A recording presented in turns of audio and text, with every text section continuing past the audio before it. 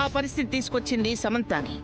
తన ప్రవర్తనతో, తన దుర్బుద్ధితో ఎప్పటికప్పుడు తన చేస్తున్న పనులతో బయటపడుతూనే ఉంది. అన్ని చేసిన దాన్ని ఇంకా నమ్మాలా? నమ్మాల్సిన సామాన్యం నమ్మకూడదా? ఏం మాట్లాడుతున్నావు? నేను కరెక్ట్ గానే మాట్లాడుతున్నాను వదిన గారు. అవి మీకే అర్థం కావట్లేదు. అసత్యం మీ కళ్ళను మూసేసింది, అది సత్యాన్ని మరుగున పడేసింది. అబద్ధానికి విలువిస్తూ నిజాన్ని మర్చిపోయే స్థితిలో మీరు ఇప్పుడున్నారు. హరి, అవును అవును అవును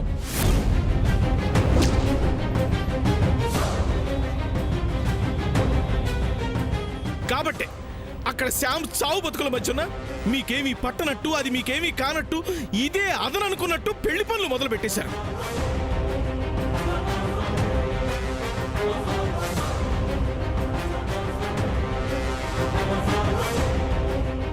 ఏం చిరుమావయ్య గారు, ఇందాకటి నుంచి చూస్తున్నాను మీ ఇష్టానికి మీరు మాట్లాడుతున్నారు.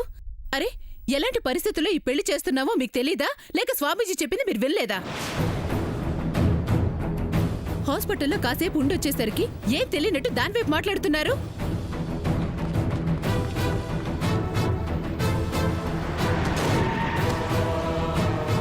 అయినా ఆ అమ్మాయి అలా అవ్వడానికి కారణం మేమా? కాదుగా. అసలు ఇంత కూడా మాట్లాడడానికి శామ్తో మాకు ఏ బంధుత్వం లేదు, ఏ సంబంధం లేదు.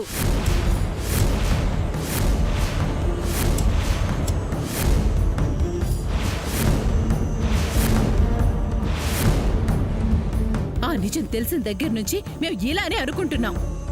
దాని నీడ కూడా మా మీద పడకూడదనుకుంటున్నాం. అదే వాటా అనే పేరుతో ఇంట్లోకొచ్చి కూర్చుంది. మాకెవ్వరికి మనశ్శాంతి లేకుండా చేసింది. న్యాయం కోసం బతుకుతున్నది మేము, అది కాదు. అవును అమ్మా, ముఖ్యంగా తమరే. న్యాయమే నీ ఊపిరిగా బతుకుతున్నావు. ఆ న్యాయం కోసం నీ ప్రాణాలైనా ఇచ్చేస్తావు.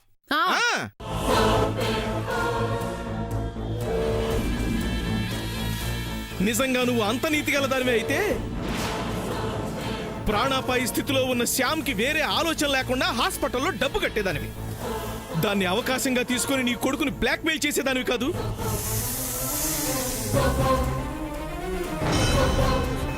సామాన్యతో వాడిని బలవంతంగా పెళ్లికి ఒప్పించేదానివి కాదు.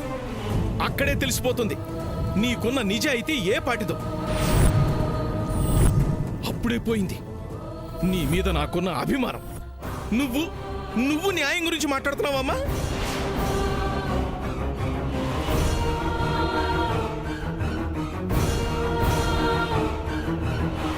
మీకు మాట్లాడే అర్హత లేదు. నేను నా కొడుకు జీవితం కోసం చేశాను, మీరు డబ్బు కోసం చాలానే చేశారు. చేశాను, చేయలేదని చెప్పడం లేదే. దానికి శిక్ష అనుభవించాను. కానీ ఇప్పుడు మచ్చలేని మనిషిగా బతుకుతున్నాను. నా వాళ్ళెవ్వరికీ ఏ మచ్చ రాకూడదనుకుంటున్నాను. ఈ విషయంలో ఎవ్వరేం చెప్పినా మేమెవరు ఏవి వినవు. వాడు నా కొడుకు. వాడి పెళ్లి నా ఇష్ట ప్రకారం చేస్తాను.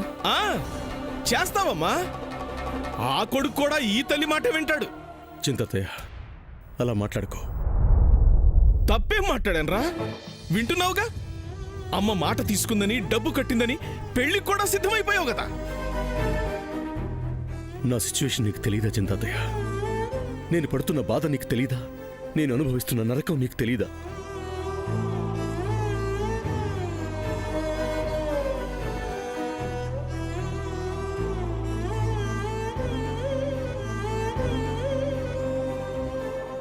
తెలుసురా, తెలుసు. కానీ నీ మీద ఎంతో నమ్మకం పెట్టుకున్నానురా. ప్రపంచమే ఏకమై ఎదురొచ్చిన శ్యాము నువ్వు వదలవని, తనను వదులుకోవని నీ మీద ఎంతో ఎంతో నమ్మకం పెట్టుకున్నానురా. కానీ అది నువ్వు అబద్ధమని నిరూపించావు.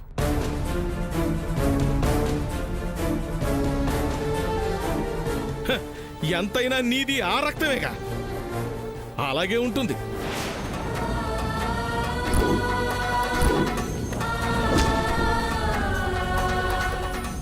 నేను తట్టుకోలేక మాట్లాడుతున్నాను రా, తట్టుకోలేక మాట్లాడుతున్నాను. రే సూర్య, మాటిచ్చిన వాళ్లే గొప్పవాళ్ళైతే సరిపోదురా, తీసుకున్న వాళ్ళు కూడా గొప్పవాళ్ళై ఉండాలి. అయినా ఇక్కడంత గొప్పవాళ్ళు ఎవ్వరూ లేరు.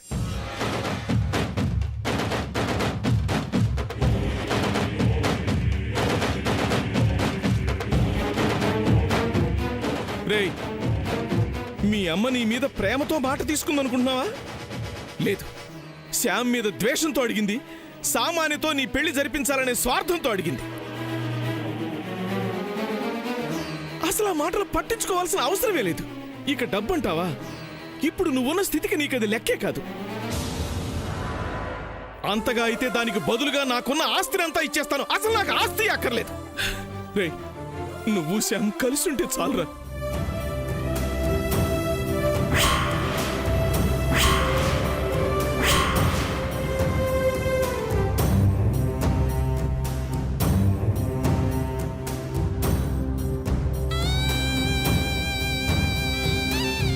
ఇంకా ఆలోచిస్తావేంట్రా? నీ గుండెల్లో నిజంగా శ్యామే ఉంటే తనే కావాలనుకుంటే ఒక్క క్షణం కూడా వృధా చేయకుండా చావు బతుకుల మధ్య హాస్పిటల్లో ఉన్న శ్యామ్ దగ్గరికి వెళదాం పద.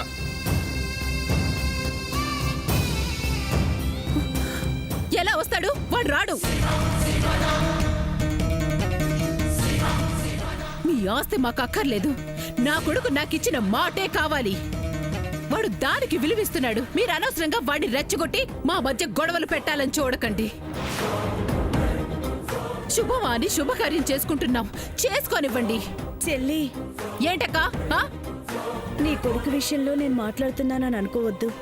ఇది మన కుటుంబం అని నేను అనుకుంటున్నాను. ఆలోచన లేని పట్టుదల, కళ్ళం లేని గుర్రం అన్నట్టు ఇప్పుడు ఆవేశంలో ఆలోచన కోల్పోయి చేస్తే రేపు వాడి జీవితం నాశనం అవుతుంది చెల్లి. తొందరపడి చేసినందుకు తీరిగ్గా విచారించాల్సి వస్తుంది.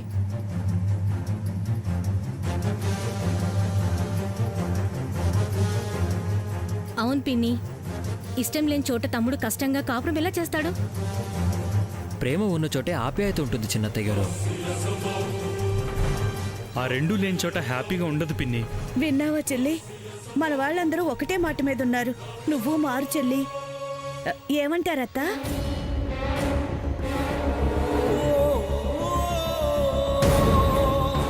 గ్రాండ్ మా ఏం చెప్తారు? నేను చెప్తాను వినండి. మాట్లాడింది ఇక చాలు అంటాను. జరుగుతుంది బొమ్మల పెళ్ళి అనుకుంటున్నారా? మీ ఇష్టానికి ఆడుకోవాలని చూస్తున్నారు.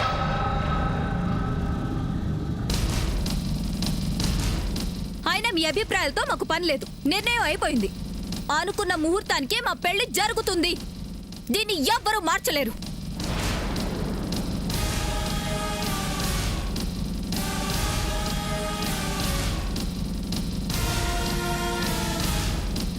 సూర్య, నువ్వేం పట్టించుకోకు.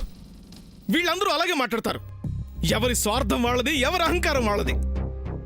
వీళ్ళ కోసం నీ జీవితం పాడు చేసుకోకరా. పద పద వెళదాం పద. లేచిన తాతయ్య, నేను నా మాట మీద నిలబడాలను, నా దగ్గర మాట తీసుకున్న వాళ్ళు గొప్పవాళ్లను నేను ఈ పెళ్లి ఒప్పుకోలేదు.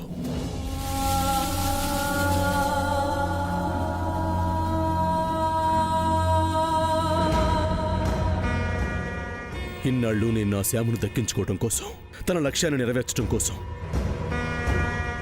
ఎంతో కష్టపడ్డాను. ఎన్నో ఎత్తులకు పై ఎత్తులేశాను. చివరకు వేషాలు కూడా వేశాను, నిందలు కూడా పడ్డాను.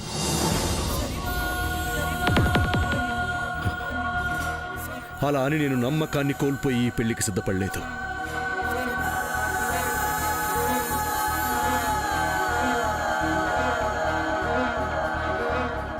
మా ప్రేమే నిజమైతే, నా శ్యామ్ మీద నాకున్న ప్రేమ నిజమైతే, వీళ్ళందరూ అబద్ధం అనుకుంటున్న నా శ్యామ్ నిజమైతే ఈ పెళ్లి ఆగి తీరుతుంది.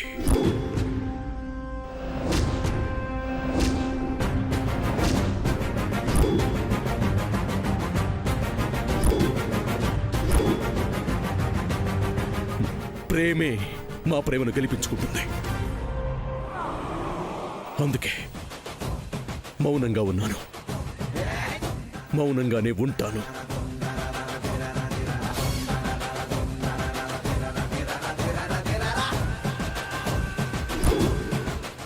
ఇదే నీ ఆఖరి మాట? అవును చింతాతయ్య.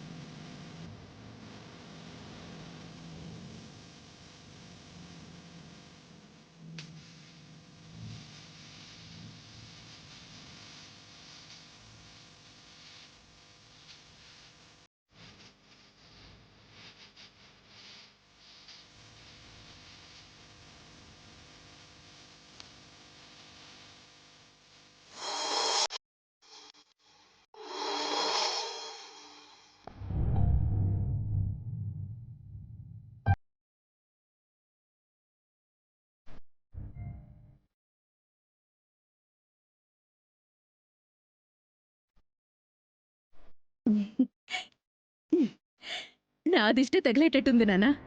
ఎంత అందంగా ఉన్నావో. పెళ్ళైన తర్వాత నేను దిష్టి తీస్తాను.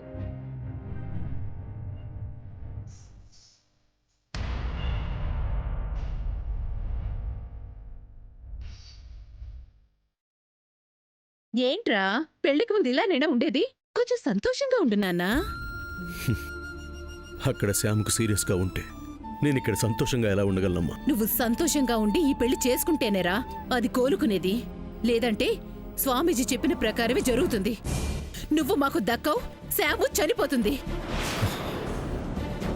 అమ్మా, అవునరో, ఆ అమ్మాయికి అన్ని దోషాలున్నాయి.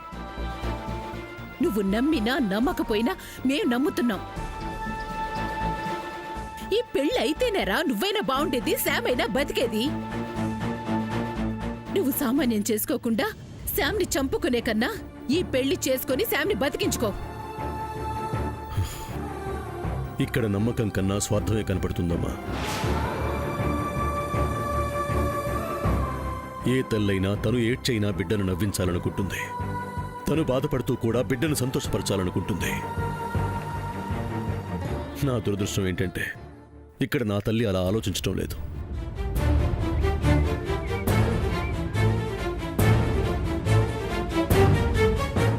తన సంతోషం కోసం కొడుకుని బాధ పెడుతుంది.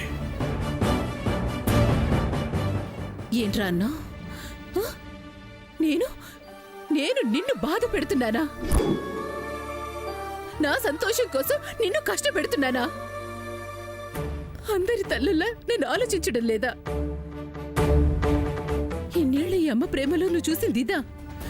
ఇదేనేరా నీ తల్లి గురించి నువ్వు తెలుసుకుంది? తప్పురా, నువ్వు తప్పుగా అర్థం చేసుకున్నావు. నేను అలాంటి దాన్ని కాను. నేను కోరుకునేది నీ సంతోషం, నాకు కావాల్సింది నీ ఆనందం. నువ్వు బాగుండాలనేరా నా ప్రయత్నం. రే, శామ్ని మేమెందుకు వద్దంటున్నామో నీకు తెలీదా? ఆ అమ్మాయిని, ఆ కుటుంబాన్ని, మన కుటుంబం ఎందుకు ద్వేషిస్తుందో కారణం నీకు తెలీదా? రే, 2 ఏళ్ల ప్రేమ కోసం 25 ఏళ్ల ప్రేమని కల్తీ అంటావా? కన్న తల్లిని అనుమానిస్తావారా? రే, అమ్మాయి ప్రేమ కోసం అమ్మలోనే లోపాలు వెతుకుతావా?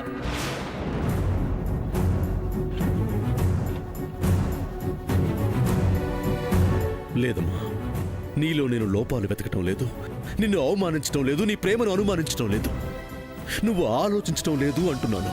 సామాన్య చెప్పేదే నమ్మొద్దంటున్నాను. నేను మరీ ఎంత అమాయకురాలి కాన్రా. సామాన్య చెప్పింది కదా అని నేనేది గుట్టిగా నమ్మలేదు.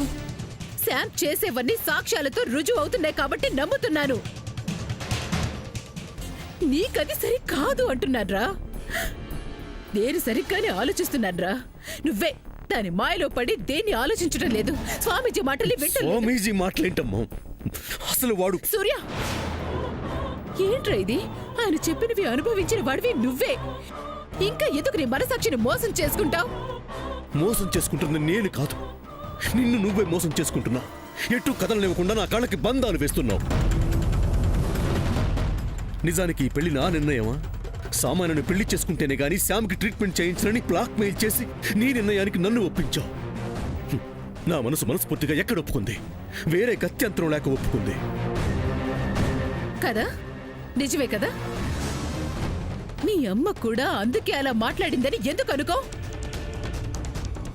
అవునరా, నాకు వేరే దారి లేదు.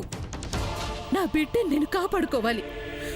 అందుకే వేరే గత్యంతరం లేక అలా మెలిగ పెట్టాను.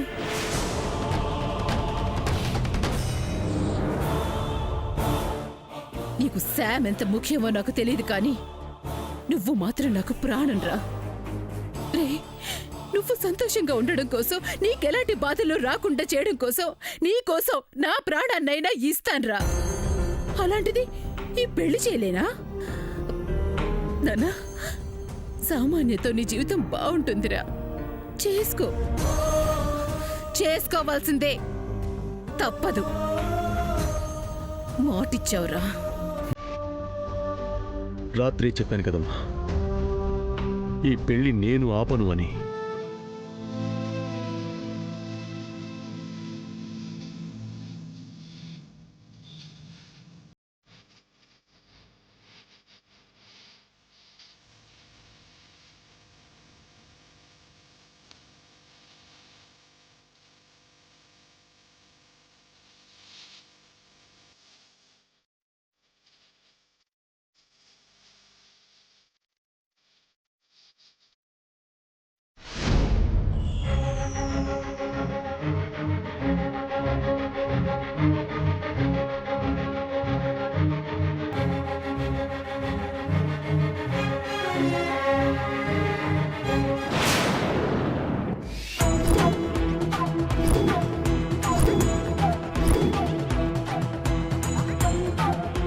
చేసైనా ఈ పెళ్లి ఆపాలి.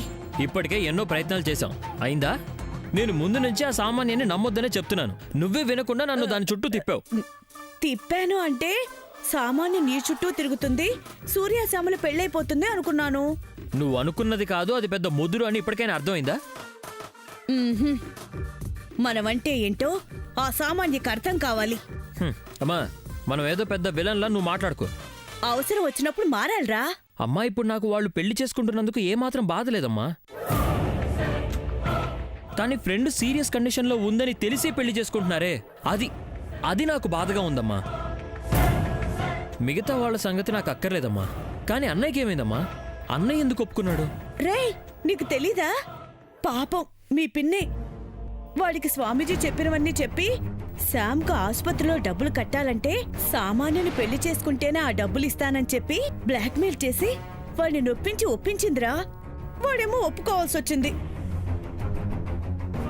అలా గోరు చుట్టుపై రోకలు పొట్టినా వాడి పరిస్థితి అలా అయిపోయిందిరా. మరి ఇంత జరుగుతున్నా నాకెందుకు చెప్పలేదమ్మా?